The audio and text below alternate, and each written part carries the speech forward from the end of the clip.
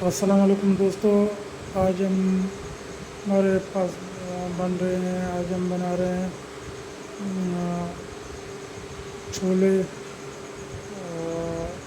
सलाद और रेते समेत खीरा, टमाटर, हरी मिर्च, हरी प्याज और मसाला जात समेत चना चाट बना रहे हैं आज हम। तो ये ज़बरदस्त रेसिपी है, अपने घर में बना रहे हैं, साथ दही भी शामिल कर रहे हैं इसमें।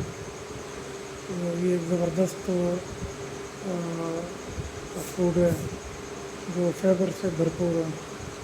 ये एक ज़बरदस्त डिश है घर की,